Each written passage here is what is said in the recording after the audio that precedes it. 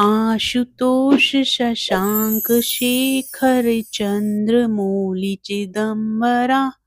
कोटि कोटि प्रणाम शंभु, कोटि नमन दिगंबरा। जय भोलेनाथ। आज गुरुवार प्रदोष व्रत है। जब प्रदोष व्रत गुरुवार के दिन होता है तो उसे गुरु प्रदोष व्रत के नाम से जाना जाता है। धार्मिक मान्यताओं के अनुसार गुरु प्रदोष व्रत करने से और कथा श्रवण करने से जीवन में सुख समृद्धि का आगमन होता है और कष्टों से मुक्ति मिलती है। आज हम गुरुवार प्रदोष व्रत की संपूर्ण व्रत कथा और आरती का श्रवण करेंगे। गुरुवार प्रदोष व्रत रखने से वैवाहिक जीवन में आने वाली अड़चनें भी दूर होती हैं। भगवान शिव व श्री हरि के आशीर्वाद से मनोकामनाएं पूर्ण होती हैं। इस दिन सुबह स्नान आदि करने के बाद व्रत का संकल्प लें। इसके बाद भगवान शिव का जलाभिषेक करें। अब भगवान शिव की धूप व दीप के साथ आरती करें। भगवान शंकर को भोग लगाएं। फिर शाम के समय भी प्रदोष काल में भगवान शिव की आरती करें। इस दिन हमें तामसिक भोजन का सेवन भूलकर भी नहीं करना चाहिए। इस दिन वाद विवाद से दूरी व किसी को अपशब्द नहीं कहना चाहिए। इस दिन ब्रह्मचर्य का पालन करना चाहिए। प्रदोष व्रत के दिन गरीबों व जरूरतमंद की मदद करनी चाहिए। भगवान शिव का ज्यादा से ज्यादा ध्यान करना चाहिए। अब सुनते हैं प्रदोष व्रत की कथा। प्रेम से बोलिए शिव शंकर भगवान की जय, माता पार्वती की जय। पौराणिक कथा के अनुसार एक नगर में एक ब्राह्मणी का घर था। उसके पति का स्वर्गवास हो गया था। उसका अब कोई सहारा नहीं था, इसलिए वह सुबह होते ही वह अपने पुत्र के साथ भीख मांगने निकल पड़ती थी। वह खुद का और अपने पुत्र का पेट पालती थी। एक दिन ब्राह्मणी घर लौट रही थी तो उसे एक लड़का घायल अवस्था में करहाता हुआ मिला। ब्राह्मणी दयावश उसे अपने घर ले आई। वह लड़का विदर्भ का राजकुमार था। शत्रु सैनिकों ने उसके राज्य पर आक्रमण कर उसके पिता को बंदी बना लिया था और राज्य पर नियंत्रण कर लिया था, इसलिए वह मारा मारा फिर रहा था। राजकुमार ब्राह्मण पुत्र के साथ ब्राह्मणी के घर रहने लगा। एक दिन अंशुमती नामक एक गंधर्व कन्या ने राजकुमार को देखा तो वह उस पर मोहित हो गई।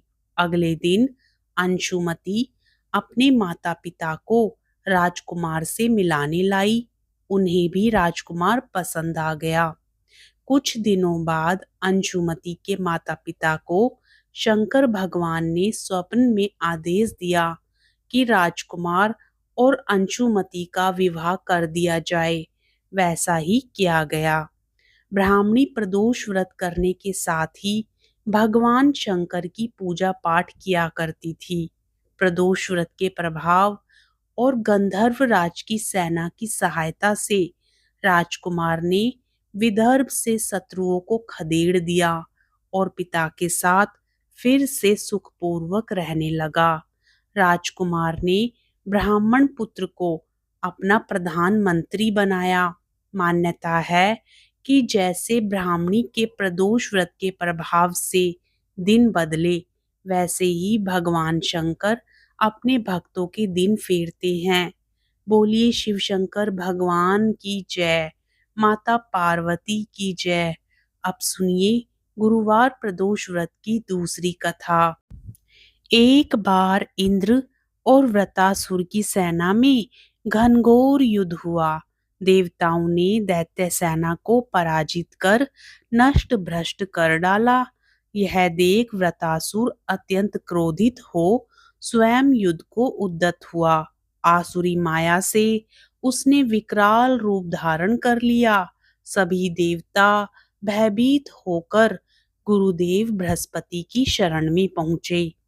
बृहस्पति महाराज बोले, पहले मैं तुम्हें वृतासुर का वास्तविक परिचय दे दूं। वृतासुर बड़ा तपस्वी और कर्मनिष्ठ है। उसने गंधमादन पर्वत पर घोर तपस्या कर शिवजी को प्रसन्न किया। पूर्व समय में वह चित्ररथ नाम का राजा था। एक बार वह अपने विमान से कैलाश पर्वत पर चला गया। वहां शिवजी के वाम अंग में माता पार्वती को विराजमान देख वह उपहास पूर्वक बोला, हे प्रभु, मोह माया में फंसे होने के कारण हम स्त्रियों के वशीभूत रहते हैं, किंतु देवलोक में ऐसा दृष्टिगोचर नहीं हुआ कि स्त्री आलिंगनबद्ध हो सभा में बैठे। चित्ररथ के यह वचन सुन सर्वव्यापी शिव शंकर हंसकर बोले, हे राजन, मेरा व्यवहारिक दृष्टिकोण पृथक है। मैंने मृत्युदाता कालकूट महाविष का पान किया है, फिर भी तुम साधारण जन की भांति मेरा उपहास उड़ाते हो। माता पार्वती क्रोधित हो चित्ररथ से संबोधित हुई, अरे दुष्ट, तूने सर्वव्यापी महेश्वर के साथ ही मेरा भी उपहास उड़ाया है। अतएव मैं तुझे वह शिक्षा दूंगी कि फिर तू ऐसे संतों के उपहास का दुस्साहस नहीं करेगा। अब तू दैत्य स्वरूप धारण कर विमान से नीचे गिर, मैं तुझे श्राप देती हूँ। जगदम्बा भवानी के अभिशाप से चित्ररथ राक्षस योनि को प्राप्त हुआ और त्विष्टा नामक ऋषि के श्रेष्ठ तप से उत्पन्न हो व्रतासुर बना। गुरुदेव बृहस्पति आगे बोले, व्रतासुर बाल्यकाल से ही शिव भक्त रहा है। अतः हे इंद्र, तुम बृहस्पति प्रदोष व्रत कर शंकर भगवान को प्रसन्न करो। देवराज ने गुरुदेव की आज्ञा का पालन कर बृहस्पति प्रदोष व्रत किया। गुरु प्रदोष व्रत के प्रताप से इंद्र ने शीघ्र ही व्रतासुर पर विजय प्राप्त कर ली और देवलोक में शांति छा गई। अतः प्रदोष व्रत हर शिव भक्त को अवश्य ही करना चाहिए। प्रेम से बोलिए शिव शंकर भगवान की जय, माता पार्वती की जय, श्री हरि विष्णु भगवान की जय।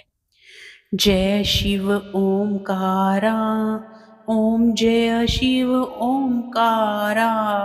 ब्रह्मा विष्णु सदा शिव अर्धांगिनी धारा। ओम जय शिव ओंकारा।